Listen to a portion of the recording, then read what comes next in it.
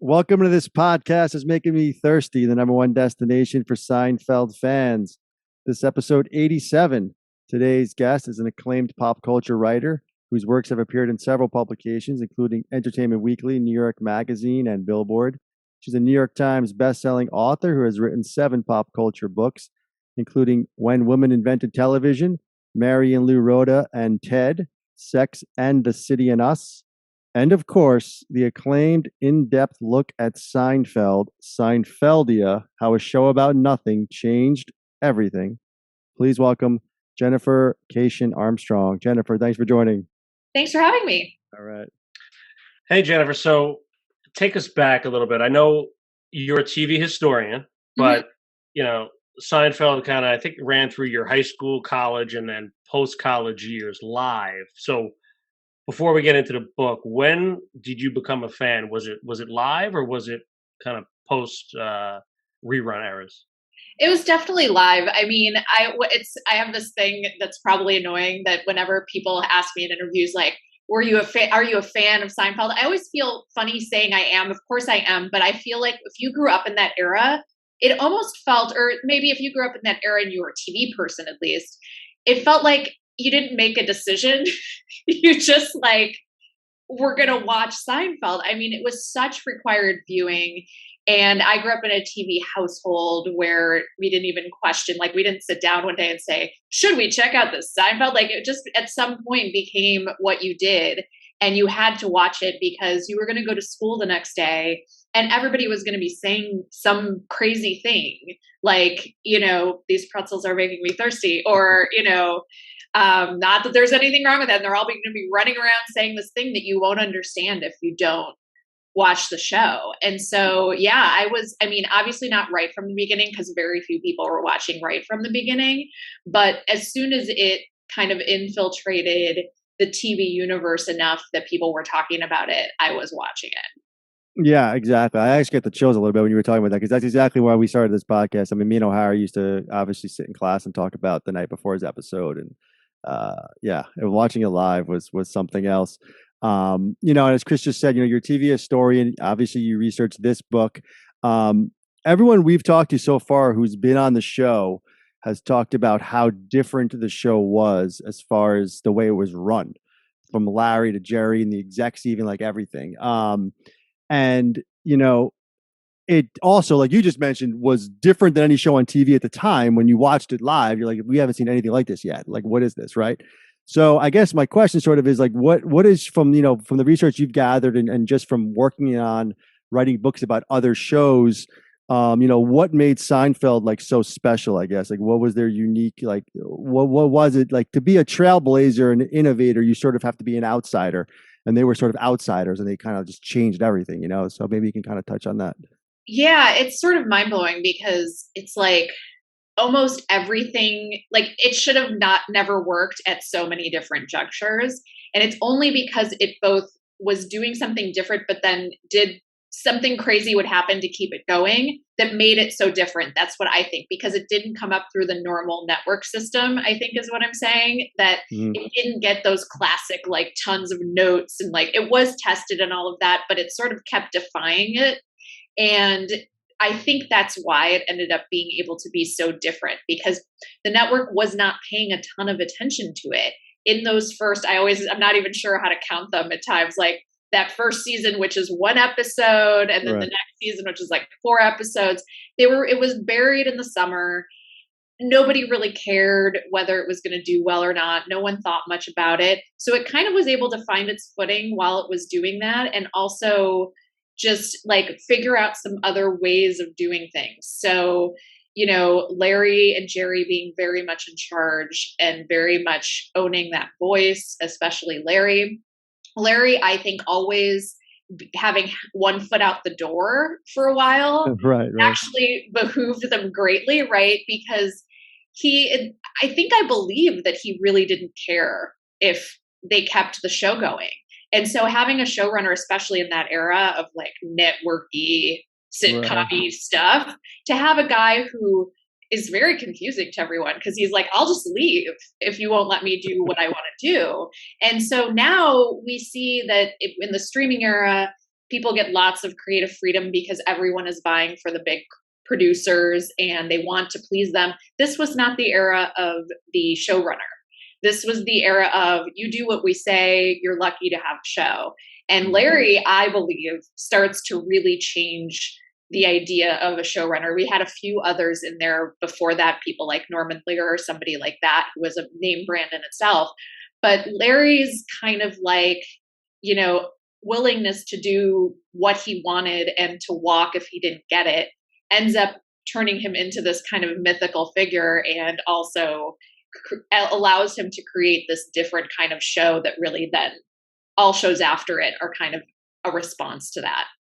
Right. So what's interesting, and we've talked about this a lot on our show, is Seinfeld almost feels like two different shows within one. And one of the most interesting people you spoke to was Tom Sharonis. And we feel like when he left, the show just took on kind of a different tone. I'm curious what you learned from him, and if you felt that same way, that kind of seasons 1 through 5 were just a little different, more minutia and dark versus what we saw in the later years. Yeah, definitely. And there were like a few big changes in there, I feel like, that end up turning it not slowly, but at a couple junctures into this other thing as it goes. But yeah, I love Sharonis, first of all. And something I loved about him, I don't know how much of an impact this ended up having artistically, but like, I always remember how he was one of the people I talked to. Everyone else wanted to show how cool they were, that they like got Seinfeld from the beginning. Oh, I knew it was so great and whatever. He was like, I didn't know what the fuck this thing was. I had been doing, he has been doing like standard sitcom stuff. He would read some of the scripts and be like, I don't know what they're up to here, but sure. And he really liked the freedom that it gave him, like camera wise, or that's, that he could kind of break out a little bit of that standard sitcom set thing that everyone was doing at the time. And they started to kind of open it up more. And, they would sort of film on location, even if they could sometimes, which was very rare at the time. If they couldn't, they'd sort of try to make it move more as much as they could, instead of just that stagnant, like people in a room feeling. And that was something he was really excited about. So he loved that part and really could run with it. And that's also like, Larry ascendant time. And, that's when Larry David is really finding the voice of the show and becoming Larry David. And I think those two things together, and maybe a little bit of all this friction of like the people, everybody involved kind of had a different attitude than normal run of the mill, oh, we're just so lucky to be here kinds of people who were making sitcoms at the time. And so, yeah, those first several years, especially, I do think it takes them a while to like figure out what they're doing. Once they really get going, you have this kind of like, willingness to experiment with the direction and cameras, willingness to experiment with the material itself, this really kind of manic vibe. We had never seen, I'm always worried about saying never, but I don't feel like we'd ever seen 4 major storylines crammed into 22 minutes like they would do. And then the beautiful thing where they would sort of try to bring these disparate storylines together in a little ballet at the end. All of these things were new. And I think there was this energy of everybody getting to do this crazy thing together and being willing to experiment all around. And also that's when they really start to realize like they can get dark, they can get weird. Right. They can do all that stuff. And so between Sharonis leaving and then Larry David leaving, right, I think those are the two big jumps, especially in terms of going from that super dark, twisty, weird time to this Larry Charles too, right? Would you add Larry Charles into that as well? Because I believe he left right around that time too. I totally agree with you. Though. Yeah, he's got that sensibility too, right? I mean, it was really striking to me. Not to jump us forward too much, but it was really striking to me, like it, once you know this stuff, you can't unsee it. And when I learned so much about the show, and specifically how by those last 2 seasons, Larry's gone and you've got a staff full of guys who essentially had come up watching the show. Exactly. that to me, those two things together make it into this like cartoon of itself, which I don't hate. Wow. But like it's a different, it's almost becomes a riff on itself. It becomes this bright, shiny, kind of thing. And it really struck me when I was doing the research too, that Larry's last episode is the one that kills George's fiance.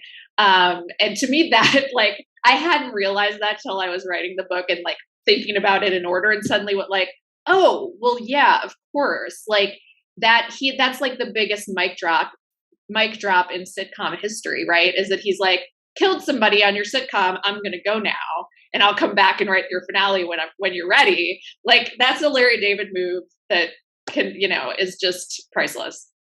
Very well said, Jennifer. We here agree with everything pretty much you just said. I could probably speak for O'Hara.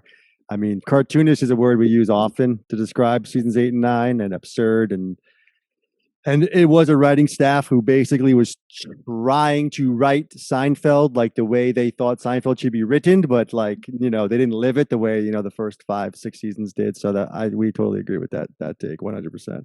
O'Hara, you got something? I can see your No, I mean, yeah, completely agree. And it's funny, a lot of what you wrote in the book, and you spoke to some like just, oh, let me ask you this: who didn't you speak to that you wanted, aside from the main four? Was there anyone you wanted to speak to that you didn't get a hold of, or there's something you wanted to learn more about that you weren't able to capture in the book?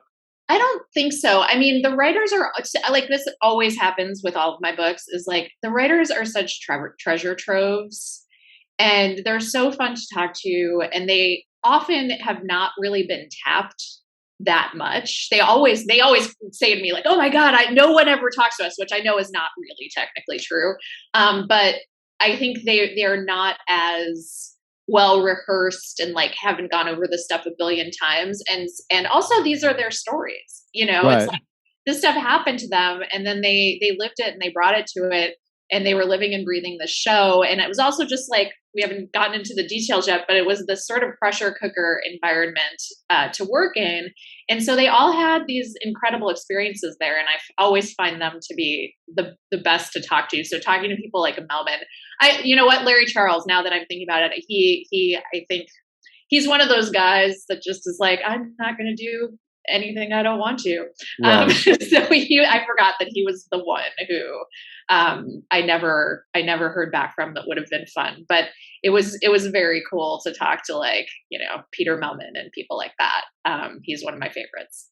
Agreed. Us too. And we feel the same way about the writers. And like you said, maybe you could touch on this. I mean, like you said, all the writers we've talked to so far have told us like kind of like, you're basically mining your whole life for stories and just throwing them at Larry and Jerry. And if they like them, they say, go write the script. And then basically what's fascinating to me, and I kind of knew this, but talking to these writers, is how much Larry David like touched, and I did forget to show the book, by the way. I apologize for that. I wanted to show it during the intro. I was talking, but yeah, I mean the writers, and then Larry just basically takes their script and it puts his genius on it, and all of a sudden I'm like, did you write this line? They're like, actually Larry wrote that line. No, actually Larry wrote that line. But it's like their script because it's their idea. They took first crack at it, and he credits them and he's loyal to them.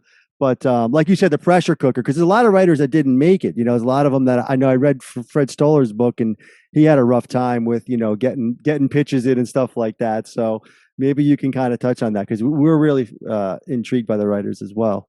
Yeah, I loved Fred. And the nice thing about Fred is that he has kind of like incorporated the difficulty of that circumstance into his persona and comedy. So he's very open about it in ways that, other people I think went through it too, but he was more, it's part of his whole shtick now.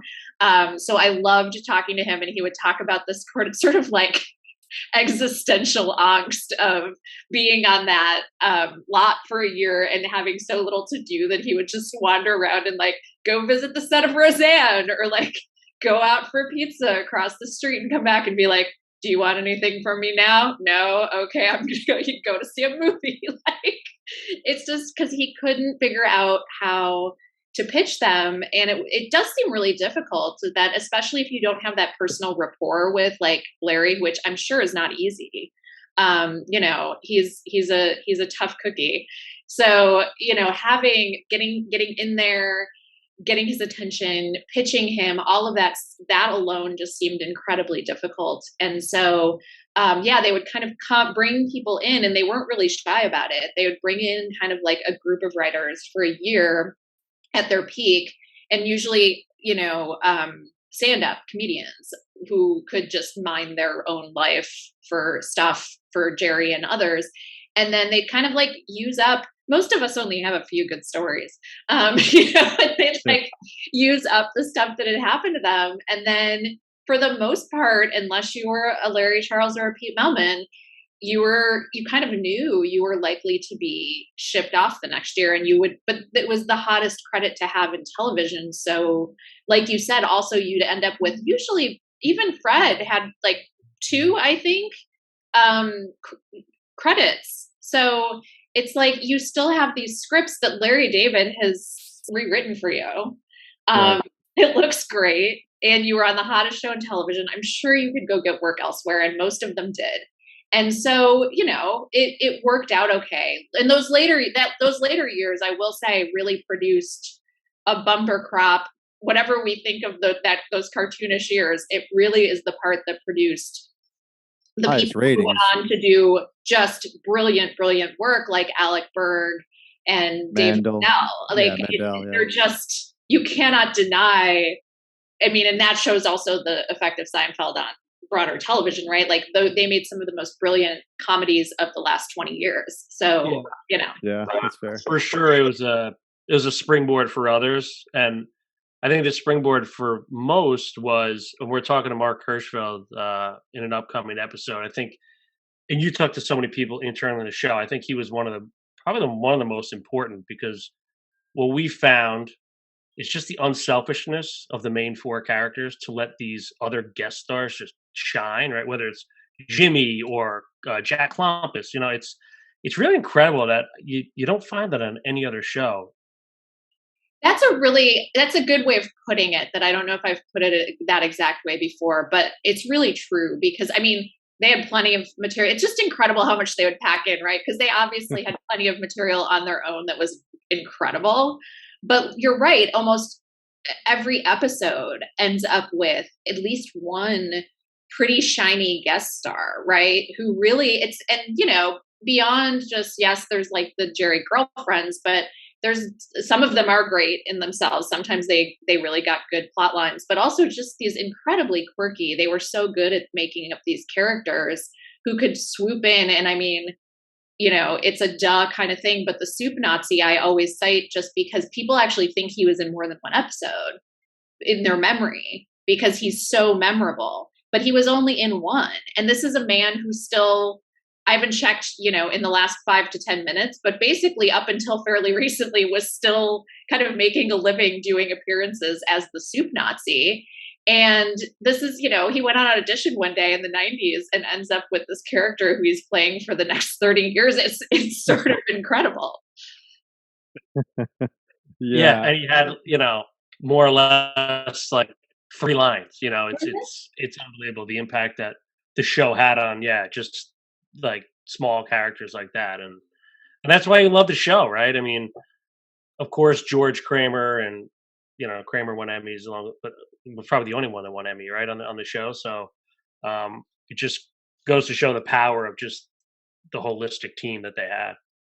Yeah, I really think, I mean, they were clearly quite gifted specifically at coming up with these characters too, in a way you really don't see that often on other shows. I just don't think most other shows are good enough at it, or certainly weren't at the time, at coming up with just this thing, it's the lines, it's the characters, it's everything, right? And they seem so big, but somehow they would give them just enough specificity and kind of like also get great actors to play them that you really could connect to them. Yeah. And I read somewhere, just talking about now the main four. I read somewhere where you had mentioned Elaine. You connected with, we connected with George. But I mean, I think it's obvious, the reasons there for both of us, I would think.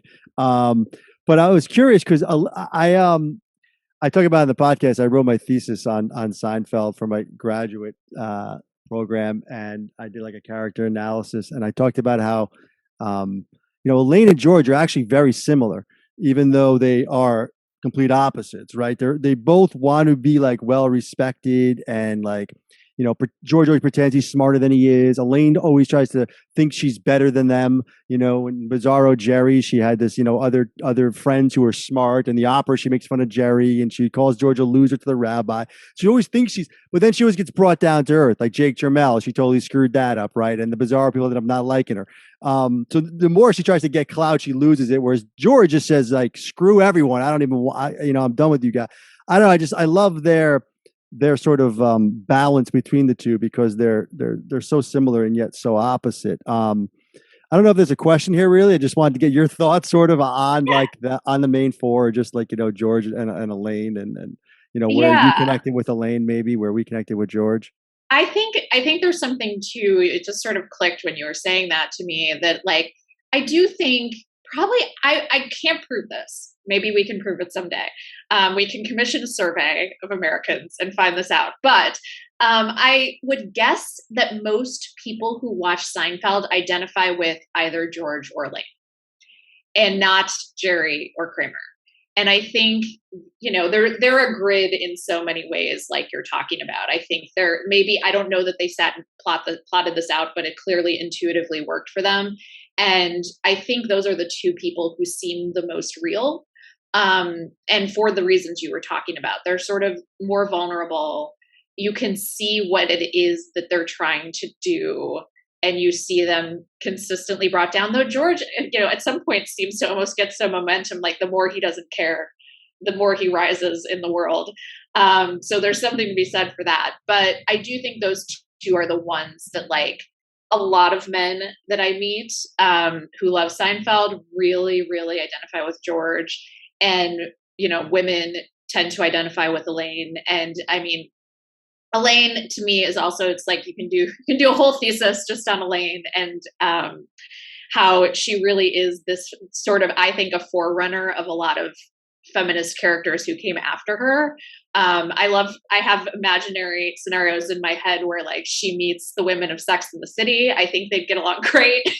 I think that might be her way out of finally not hanging around with these idiots anymore. That could be her Bizarros, is that she finds these women who are sort of equally terrible at times to how terrible she is. I just think they would have a lot in common.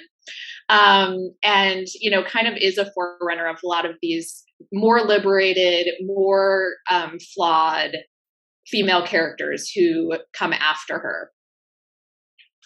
Yeah, I think I'd have to agree. Like people in our, I'd say, age range, that is the case. But I'll never forget talking to my 90-year-old grandmother from Ireland, and she most associated with Kramer, like just the quirkiness and just how he can relate to anyone, right? Like that was like, I don't know, she like bonded towards that. So it's interesting. But for me, when I look at the run of the show, consistency of a character, I think Jerry was the most consistent. There was no, we see a lot, like Kramer gets a little very cartoonish, George with the ha, and then, I always talk about Elaine, like her hair was kind of a compass for the show as it got down, as the poof came down, like, and she became a different character as well. People love it, some people don't, but so as from its character analysis, I just thought Jerry kind of was steady the whole time. I did think he improved as an actor. I'm curious what some of the writers you talked to thought about the acting of each of the four. Clearly, the other three were tremendous, and Jason obviously did Broadway, etc. But I don't know. For my money, like Jerry was probably the most consistent of the four over the run. What do you think? For sure. And I mean, he's doing like a version of the straight man, but not. It's so interesting in a way. It's like it's like clearly the show is conceived. If you looked at it from a network perspective, it sort of made sense. Like, oh, this is going to be the guy at the center. He's going to be the Kermit the Frog. He's going to be sort of the reasonable one. But obviously over time, this show goes completely off the rails in a good way. And they don't have to adhere to those sorts of types. They don't have to have a will they, won't they between Jerry and Elaine. And he doesn't have to be the reasonable one. So he kind of just gets as dark as he wants to, but is very like you said, I mean, there's like zero perceptible change, and none of them really change like for the better. But he just like is, and it makes sense in a way, right? He is him. He's playing a version of himself. So and he never leaves. So like Larry leaves. So Larry is that guiding force of George. And Jason mentions that when Larry left, his character kind of they didn't know how to write for him, the writing staff, I think. Yeah. Well, and then they left him with, I think it was so fascinating and great in a way, but difficult. Like, like I said, the last episode Larry writes is that death.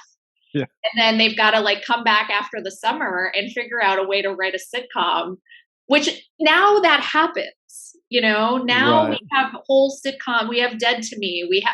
We have whole sitcoms that are about death, and we have funny sitcoms that are very dark, and we have dark shows like Succession that are very funny. Like we do that now, but people didn't do that then. So they had to kind of like figure out what to do with George. And it wasn't like, again, the 2 final seasons of Seinfeld that many of us kind of quote complain about are like still some of the greatest television of all time. But it was a different situation there, and a little more, I think, unmoored from reality consistently than the previous several years, which occasionally got weird, but like often we're still had that feeling of that Larry had at the beginning, where he really wanted the writers to pitch him stuff that had actually happened to them, and he wanted that as his starting point. It's clear later that sometimes they just lose that completely.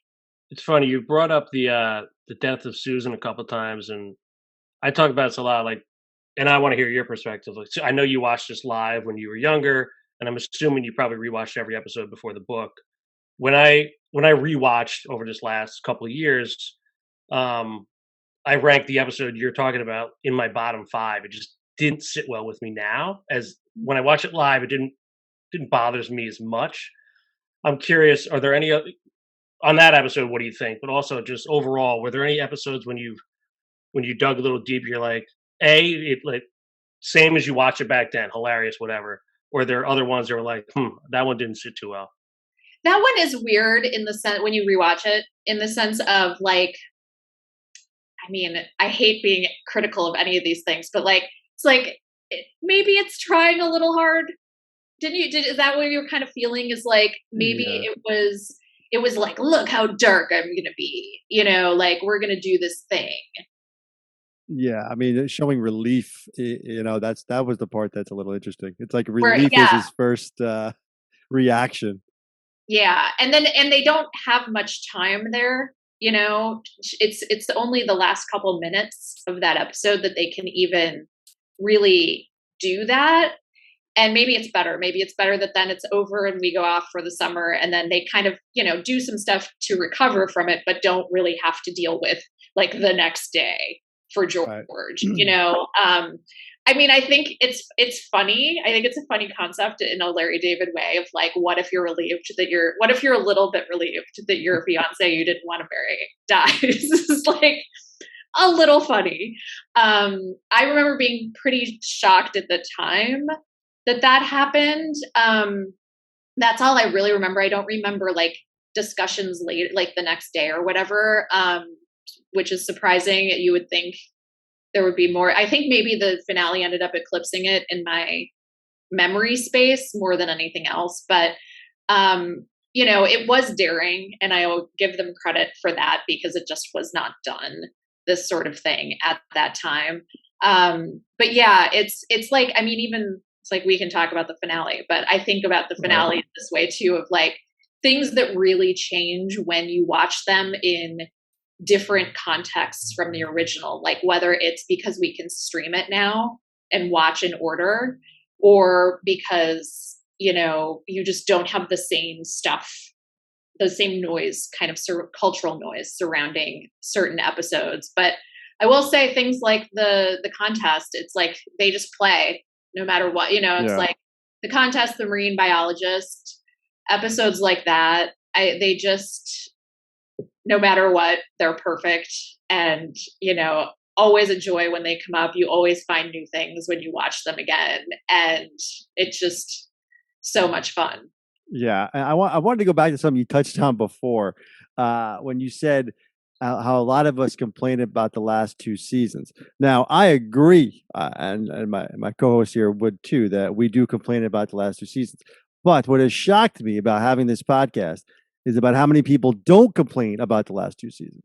It's blowing my mind how much the fans of Seinfeld and our podcast love the last two seasons when in fact we wasn't our taste, right? So I'm curious if it's a generational thing because we watched it live maybe, or we just have a soft spot for those little episodes, or if it's I don't know if it's a type of sense of humor. But I know you are embedded in pop culture. I mean, this is your life. So I'm wondering if it's a bigger picture I'm missing as far as like what is the disconnect between those, like I don't know. I always think about it. Is it because when you watch it live in order, you're experiencing it like as it's happening. So every episode is like a groundbreaking event. Like you mentioned earlier, you go to school the next day, everyone's talking about it, right? If you're watching reruns and you watch the 8th season on the Saturday, night, the next day you watch the Thursday, it's all discombobulated for you. And you're just looking at it episode by episode and you don't think of it as seasons, maybe. I don't know. Again, I don't know if there's a question there, but I'm just curious because when you said that, I'm like, yes, I agree with you. But I don't know if everyone's complaining about the last two seasons because I'm seeing a lot of people like loving the last two seasons. Right. And there's still tons of it. Like you get, sure, it's fun. Yeah. Soup Nazis in there among others. Right. Maybe Spongeworthy, some other stuff. So like, there's definitely stuff that is still classic and great. For some reason, I always reach for Frogger as like my quintessential example of what happens in those last two seasons, because there's also weird stuff like Bizarro and the backwards and all of that. But that's obviously they're starting, that's when you're just starting to go like, I don't know, what if we went backwards? They're clearly just grasping, and that's not to say that's bad. It's just true. And I love the Bizarro episode in its way. But there's just this different vibe, and you're right. We might just be bringing a feeling, because I'll tell you what was really kind of funny and really stuck with me from research, which is something that a lot of people might not get this deep if you weren't writing a book about this subject, is that, I was going through a lot of the clips, it's newspaper clips from the time is the best you can do in terms of getting a read on things. And there's a real difference, first of all, between the earlier seasons when it's coming up, like TV coverage itself is different versus in the late right. Seinfeld era in the late touch on that, the 90s. You actually get, I got into the internet of it all a little bit in the book, which I loved doing, but still the main way people were getting information was the newspaper, but it was changing from being kind of this like little bit, a corner section of the arts section. Like some guy has a TV column and writes about TV once a week and might write about Seinfeld sometimes, to this like much closer to what we are now used to on the internet, this sort of more intense coverage. And what I really remember is how in those final two seasons, there was so much talk about how much the show had changed and people were so obsessed with it that they would do these facts polls. I want to say the Post, I'm not 100% sure that's true. One of the big New York papers, and not the Times, was doing facts polls. Is Seinfeld better or worse this season? Was it better this week than last week? All of this stuff that hadn't, now we're so used to that feeling just on the internet. You can go on Twitter and find out what people think of the last week's Succession. Right. But you didn't have that feeling then. And then to see the way that, the newspapers were really starting to hone in on this and like, is it worse than before? Is kind of always the feeling. It had this very sort of negative cast to it all the times. Like, doesn't it suck now? So we may have picked up a little bit of that ourselves in the ether and never quite dropped it. And so we kind of know, but I still do think there's a difference that might be a taste difference in terms of like the subject matters that they would often cover. I do just feel like it generally was lighter, goofier in those later seasons than that kind of more dark and real, and I think philosophical interest that Larry brought to it. I mean, Agreed. I was just looking at the ratings. The Frogger did 30 million viewers in '98 versus a dark episode like The Visa, right, with Cheryl, did 11 million. So again, I don't look at ratings as a barometer, but to your point, you're a historian, I think, and we'll say we are too. Like, we don't look at it as we look at it as a fan, those episodes you mentioned, but like, we're analysts, right? We can be critical of these things. But so I have a Seinfeld thing. I wrote these notes down from your book, and I can't remember what it says. You're going to help me out. So the 100th episode party, I wrote blow up of changes that they ignored. Oh, yes. I think I do know what that is. Okay. I knew it was important. They made a big poster of like all the different things that the network asked them to do. And they ignored. And obviously they survived and thrived without that. This was, I mean, not surprisingly and not exclusively to them. But I think they really perfected the art of, that kind of attitude of like, screw the network. That was, a lot of creatives had who were working in television, but they really took it to a new level. And what I think is so funny is like, there's probably a bunch of shows out there that also there might not be, but my guess is there's at least a few shows out there that ignored what the network had to say to them and then were promptly pulled off the air and never seen again. Right. You know what I mean? But they just didn't get to make that big sign. They were so proud of this sort of macho attitude they had. And I do think it served them well, as we were talking about. I think it's why they made history. But, one of my favorite anecdotes from the book is when when NBC wanted to have this like crossover night among all the must-see TV shows. And this was like such a network thing to do, where there would be a blackout. And so many of their shows on the Thursday night, they were all New York set shows. So they think they're so clever and they're like, okay, well, we're going to have a blackout and like, it's going to go across all the shows. So people are going to be so stoked because it's going to be like, as if, oh my God, Mad About You really is in the same universe as like Friends or whatever. Right. My favorite side note of this is that the fourth show on at the time with like Friends and Mad About You and Seinfeld was a show called Man of the People with like Dabney Coleman that lasted 5 minutes. So they had the blackout too. But Seinfeld is at the top of their game and they were like, absolutely not. We do not do things like that. It's a very like, we do not join fraternities and sororities like the rest of you idiots. And so they didn't do it. But one of my favorite sort of anecdotes, I believe this was from Pete Melman, was that they discussed like, wait, what if we did it, but we killed Ross from Friends? And then the network would just have to live with it. No, I'm sorry, we've murdered Ross, and now you need to live with the consistency of that plot line since you love this idea so much. So that's very indicative of their attitude toward playing nice with the network and with other shows. Like they very much distance themselves, especially from things like Friends. Yeah, this is the book again. There we go, Seinfeldia. It's funny, and we talked to some of the writers, especially Matt Goldman, who was one of the original writers. And I read somewhere too where you compared Jerry and Larry to sort of Lennon McCarthy type creative process. And talking to Goldman, he told us stories about they wouldn't let Larry in the room with the execs, so he would go in the room sometimes. And hearing Jerry kind of tell them sort of what you said earlier, that like, I don't need this, like I'll walk, like I'm not going to do what you say, I'm going to do what I want to do, and if you don't like it, I'll just walk. Like dealing with the execs. And we did talk about Larry a bunch earlier. I'm curious, from what I can gather, it seems like Larry was more of the creative, more of the, his hands was on every single script, and he was pretty much driving the show as a showrunner, and Jerry was more of the professional, kind of steering the ship, making sure the execs were in the right places and kind of handling that aspect of it. But I wanted to get your take on sort of Jerry's role in the whole thing, especially after Larry left. I mean, he was also the star of the show. I mean, his name was on it, so we all give Larry the credit, and even Jerry does. I've seen him say Larry was the brains, but I'm curious what you gathered about Jerry's kind of, role in this whole thing and how he was seen. Yeah, I mean, he was, I think in this this sense, I do sort of think of him as a little more of the Kermit the Frog behind the scenes.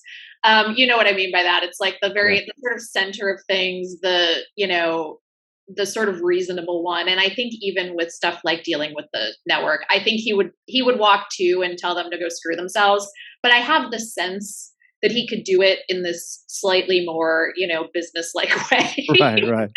And of course he was the face and name of the show, so they probably also wanted to keep him happy. But I have the sense that he did a little more of the dealing with the executives and could put on that face when he needed to, not groveling, but like at least, not coming in guns blazing, Right.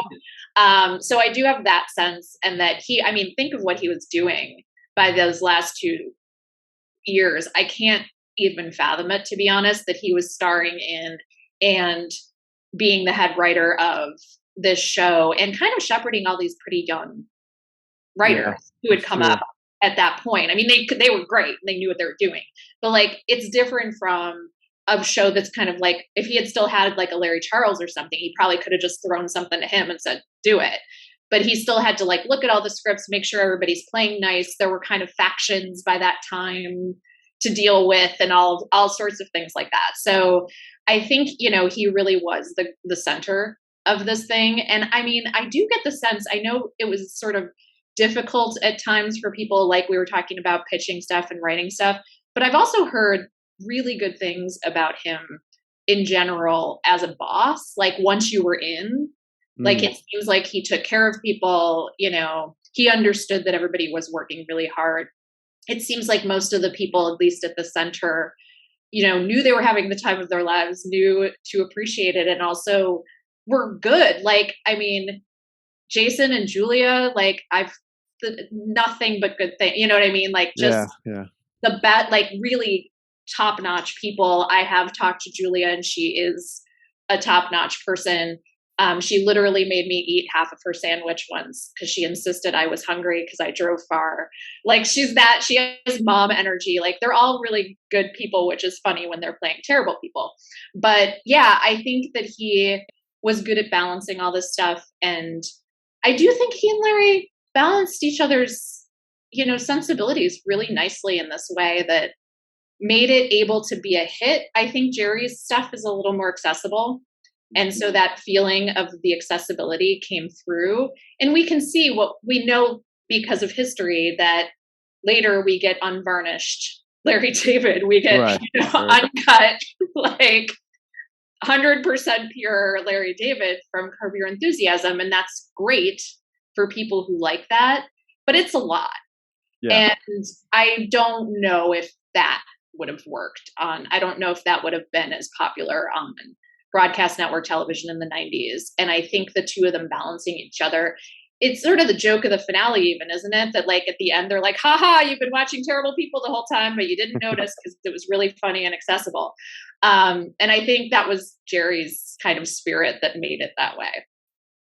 Yeah. I mean, like you said in book, Rick Ludwin, funny is funny, right? Like you can't really fool people, like, especially for 9 years. It's really difficult. Right. So I do want to hear about some of your favorite episodes, but one of our favorites, and you mentioned the book, I just want to know if there's a connection there, is The Fire. So in The Fire, Leonard Christian from W, right, is there, and he writes that Jerry's a deer in headlights. You reference an LA Times writer, Lawrence Kristen, I believe, in the book, that ripped Jerry's stand-up in 1989, and NBC was so scared that this might have a ripple effect and the show might not happen.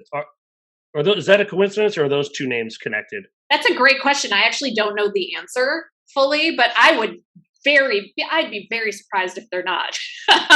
Just because of everything else we know about their naming propensities. A good real name never escaped these guys. To this day, when I hear certain names, I mean, just in the wild, sometimes I'll hear a name. Fun side fact that is related actually is like, so I looked at Rick Ludwin's documents in his archive when I was doing this research, and they were super helpful. But I saw Jeremiah Bosgang's name on a bunch of them, and I just thought, like, that's a name. I was like, I'm surprised they didn't pick that name off and use it, because it just, you can sort of hear it rolling off of Larry's tongue, you know? And it's actually part of why I contacted Jeremiah Bosgang, and he turned out to be this great source for me, was because I just, for like, his name caught my eye, because I thought like, oh, I'm so surprised they didn't use it, because of like classics like Joe Davola, right? Like that Right. we know were real people's names. And I talk about this in the book because it's a weird obsession of mine. Because I just think it's weird if you end up with a character, especially like Joe Davola, who's just this legendary psychopath, and you've let this man take your name and use it for that. I just think it's so fascinating. So I really, really think there are a few coincidences when it comes to names and these guys. Yeah, it's always fascinating. Becky Gelke and Alec Berg. They just, and you understand intuitively, even though you can't totally explain it away. You're just Yeah. like, yeah, you're right. I see it. That is just a funny name. And you can sort of, I can always Joe picture Mayo. Larry saying it out loud and going, you know, like Joe Davola. Like you can just sort of imagine why he likes that, and why he likes saying it, and why he steals certain names. Yeah, I mean it's the show is obviously timeless and ageless, and now it's on Netflix, and it's been 30 years since a lot of these episodes aired. And yeah, I know that you were a fan of the finale. As was we. I can say we. I'm pretty sure Howard liked it too. I mean, I definitely didn't hate it. But as someone who's actually, you've written about and studied so many TV shows, I'm kind of a TV nut myself, obviously, and I've noticed that a lot of times finales in general don't get good reception. And I have this theory it's because it's the finale, especially for big shows, so everyone tunes into it. So most people tuning into it have not been watching the show the entire run and are not fans of the show. Most they're just like, oh, the finale's on, let me watch it, right? And they're like, oh, that sucked. Well, yeah, of course it sucked if it was the first episode you ever saw of Seinfeld, right? But Can you if you, imagine? Like, I would yeah, actually like, love yeah, a like how is total that view like of my gonna, to like narrate their thoughts while watching. yeah, it's like if you've been watching the whole time, it wrapped. What's the finale going to do? It's going to wrap the whole thing up. I thought it wrapped it up pretty well in a way that that show would wrap it up. I didn't hate it. I thought it was pretty good. I was, the question was more around others, like just in TV in general. Like, what is that about finales? It's interesting. Like, what finales were received well? Like, I can't even think of one. Like what? It's interesting. Really, really hard. Pilots and finales are just notoriously hard for obvious reasons. Anybody who's ever tried to write anything, starting and finishing are so hard. And I actually think finishing's harder. Right? Haven't we all been sitting there like click, click, click, and you're like, oh, how do I get out of this? The end, and there's no more. And I think a lot about like what could they have done to please everyone? It's so hard to imagine. But I mean, like the one that comes to mind, and of course I wrote a book about it, so it helps, but like the Mary Tyler Moore Show nailed it. And I think they nailed it in the moment too. I think everybody loved it in the moment, and it is really, really good. It's a classic finale, and really, it's a different kind of show though. So like it was a feelings show. And so they could draw on that. I think shows that have feelings are easier to wrap up. And in the case of the Mary Tyler Moore Show, they just had extremely skilled writers who were able to balance feelings with not being cheesy. And I would be tempted, if I were ending Friends, to just do what they did and be like, here's what everybody wants. See you, folks. Right. Whereas, you're Larry David and you have a finale of Seinfeld, which is a show notoriously, no hugging, no learning. How can you wrap something up without a hug or a learn at some point? It's really, really, really hard. And so all he could do, like the reason that I really like it is, yes, of course, there's that feeling of just like you get to see all those secondary characters we talked about, right? Part of it is just a tribute to that. Right. Yes. And that was agreed. where he started, was kind of like, how could we bring them all back? And yeah, it's a little bit of a contorted way of doing it. And it took them out of their normal sets, which nobody liked. And then it put them on trial and told us they were actually horrible people, which a lot of people didn't like.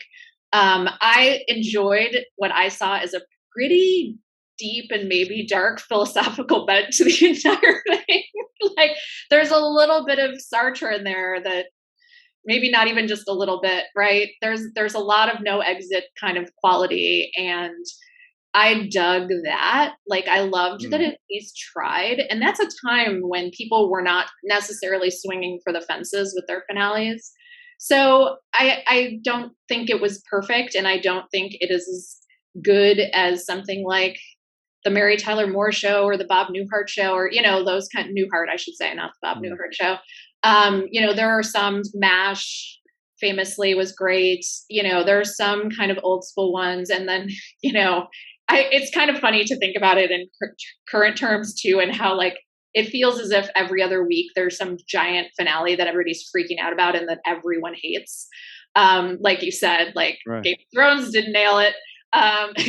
So it's like, it is notoriously difficult. And I think they really had a very hard assignment here. Like, I like to ask people, what would you have wanted if not this? And nobody's ever given me a good answer. Well, listen, everyone's a tough guy on Twitter, and if people that didn't like that, go tell them to watch The Frogger, and then they'll say, okay, we get it. So, Jennifer, so speaking of Netflix, and I don't know, my thoughts on this are, I don't know how well Seinfeld's going to do on Netflix. And let me tell you, like The Office and Friends did good, and you just mentioned it, right? They wrapped it up. Jim and Pam, Ross and Rachel. Like for me, I'm not going to go to Netflix and watch it. I love when I'm cruising through the channels and then boom, I see The Cafe and Babu's on. I'll just flip to it. Like, I think that I could be wrong, but I think that's the Seinfeld consumer and user. I don't think they're going to go back and binge because there is no love story. There's no like pretty bow that's going to grip someone. I could be wrong, and I don't know if you've heard any like initial like ratings or anything from Netflix, but I'm curious your thoughts. I know they spent a lot of money on it, but do you think it's going to be huge, or if it's more of a syndication play? It's a great question, and I don't know, but I think there could be a number of factors that I agree with you on there. I even think that like Seinfeld was kind of built to specifically thrive in the syndication era. And one of the big like ways I thought about approaching that book that I was writing was just like, honestly, what I knew I had read, Jerry saying somewhere, the big story of Seinfeld is syndication. That's where it became legendary. And I was like, how do you quantify syndication? How do you write about that in a book? How do you put it in a narrative? Yeah. And that's why I did a lot of the like stuff about like the names and the people who became famous, like the soup Nazi and like the fan stuff, because to me, that's an indicator of what happened in syndication. And I think part of it is that people did enjoy that like sort of slot machine vibe of just like turning on TBS. So many people told me over and over again, like, I can't go to sleep without watching Seinfeld on TBS at night. And it was, while they would often be kind of in order, that wasn't the point. The point was that they didn't have to be, because it isn't, Ross and Rachel, it isn't an ongoing storyline that we need to follow. And things like Friends and even The Office, like you said, have these ongoing things, but also like, I think this is related. I found that Seinfeld had a really hard time in translation, overseas, because it was literally difficult to translate. Like it was because it's such word-based humor, and it's also really cultural humor. And so I actually talked to people who had worked on translating it in other countries, and they said they talked to me about how hard it was. Because you have a joke like Mulva or something. That's just one example that she gave me, is like that whole joke is about how a woman's body part name rhymes with various female names. Well, you got to work from scratch in your own language on that one. Oh man! So just something like that, and that's one tiny thing. So I wonder if and Friends, for instance, is a blockbuster all over the world. And I always felt like that's just visually even easier to translate. It's like beautiful people falling in love in New York City. That's all you need to know. And that's not what Seinfeld's doing at all. So I just wonder if some of those factors could come together. I would love, though, to see it have any fraction of the success that like Friends especially had with picking up younger generations because it's on Netflix. I mean, they were all watching Grey's Anatomy. I think they should definitely watch Seinfeld. I hope they pick it up because I think, hope for the future of our country. Right? I think that they would like, it's obviously a different thing, but I really feel like there's still something to be, enjoyed there. And there's so much about, like I said, every comedy that comes after it is a reaction to Seinfeld. And in many other ways, it actually fits really well into the current landscape. I just wrote a whole story about how dark and sad at times, but not so much the sad, but the dark, how dark comedy has gotten in the last 20 years on streaming services. Mm-hmm. And I think think about, I have Succession on the brain. Clearly, I've mentioned it several times today. Right. Like, I like to think about something like Seinfeld and Succession, juxtaposed. They're not that far. No one even knows what Succession is. Like, it won an Emmy for drama, and yet that makes no sense because it's kind of not. Right. It's very, very, very funny. So it's just interesting to think about Seinfeld in the context of that, or even of Veep or Barry, which both were, created by guys who came from Seinfeld. And I don't think that's a coincidence. Right. Well said. Well, listen, you mentioned we hope Seinfeld gets picked up, but let's hope everybody picks up your book, Seinfeldia, because it's a great read. And man, you're a better conversation than the book. I'll tell you that. Thank you so much, Jennifer. This was awesome. We appreciate it, and man, we could talk about Seinfeld with you all day. So thank you so much for the time. We'll do more some other time. Maybe we'll watch it on Netflix and talk some more. Thank you. Thanks so much, Jennifer. Have a great night. Thank you. You too. Fun.